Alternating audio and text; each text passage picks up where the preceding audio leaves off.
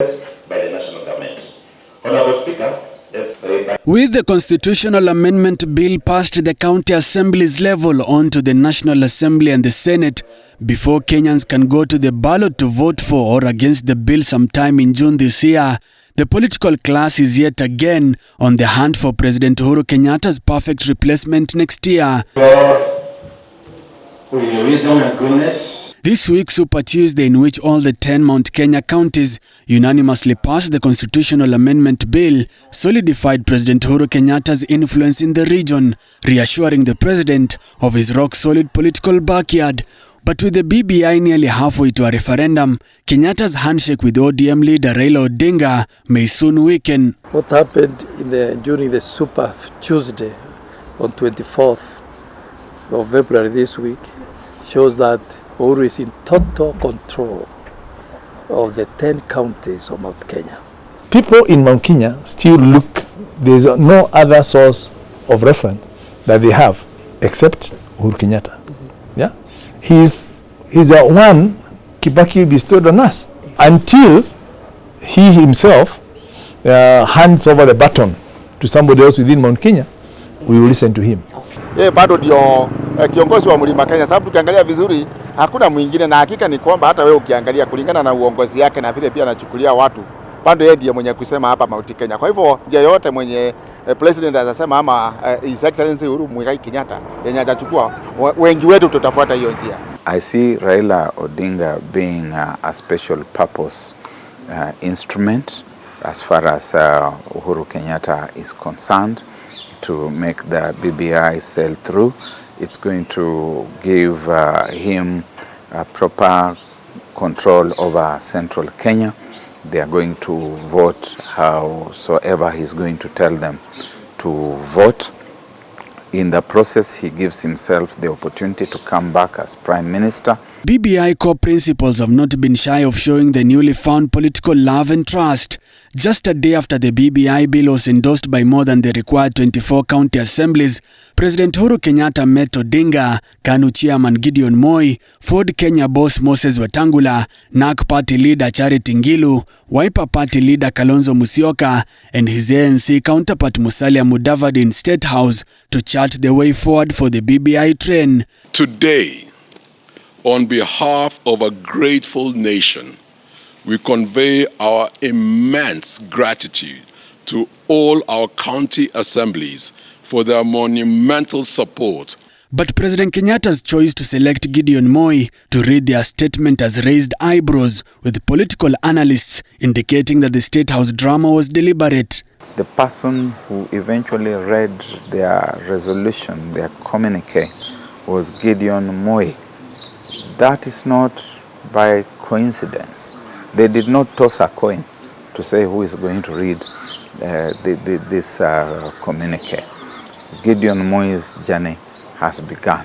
With his replacement in mind, President Kenyatta is said to make a comeback into politics, with more constitutional amendments expected to be discussed once the BBI sails through. With Gideon Moi as the presidential candidate, a Kenyatta-Moi coalition may have Kalonzo Musyoka as his running mate, President Kenyatta as Prime Minister, with Musalia Mudavadi and Fred Matiang'i as his two deputies. We are going through a dispensation of BBI, and BBI is not presidential politics. BBI is a change of constitution, the same thing we went through in 2010. I see him very easily attempting to market Gideon Moi as his candidate of choice. And I see him, after the BBI has transformed the environment, being part of the overall big picture. In fact, I don't see Raila Odinga at all in that equation. I'm seeing Gideon Moi as a presidential candidate. I'm seeing Kalonzo Musyoka as a running mate. I'm seeing Uhuru Kenyatta coming back in that equation as Prime Minister.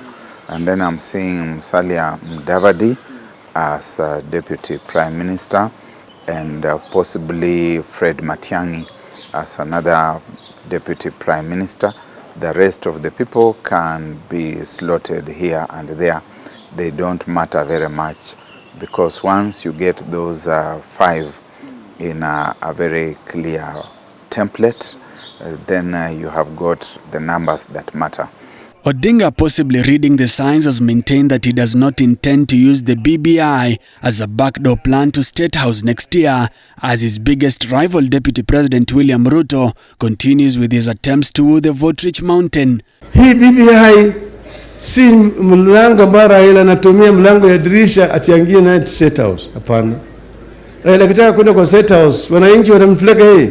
Wanatuambia ati wataungana kule Nairobi, ati viongozi wa makabila watatupangia serikali ambayo itashughulikia mambo ya viongozi wa makabila. Mimi nawaambia safari hii hatuwezi kukubali serikali imepengwa kwa misingi ya makabila. Just because you have a few greenhorns telling him, mobilizing people for him to go and talk. If you are talking to people you are mobilized, yeah? Are you expecting them to say anything different? Yeah? The test should be you go to a random place, yeah, and see how people take. He has made the entry into the mountain, and he has not, I think to be fair to him, been seeking anyone's endorsement. Everywhere he has been going, he's been trying to touch base with the electorate directly. But with Odinga out of the picture in a possible Kenyatta-Moi lineup, Odinga may join hands with his Tanga rival DP Ruto. But with the constitution limiting Ruto's shot at the office of the deputy president again, Odinga might be forced to back Ruto's presidential ambition, Wycliffe Oparanya as his running mate, to level Mudavadi's influence in Western Kenya, with Odinga eyeing the Prime Minister's position. After referendum, we are sure the former Prime Minister Raila will declare his position. In 2002, when Moi said Uhuru Tosha, Odinga decided that then let us run another Kikuyu candidate against Uhuru Kenyatta, and he said Mwai Kibaki Tosha. If Uhuru Kenyatta says Gideon Moi Tosha, Raila Odinga will say William Ruto Tosha. Then the real reggae can begin.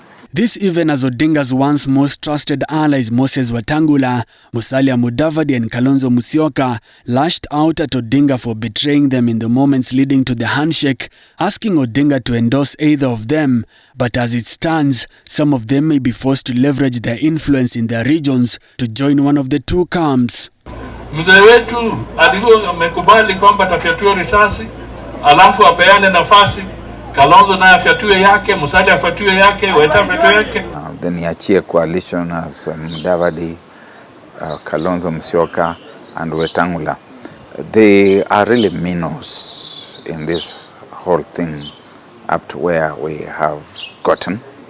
They can say we have got a number of votes from our backyard, but they have got to use those votes as bargaining chips to be accommodated either around Kenyatta and Moi, or to be accommodated around Ruto and or Odinga.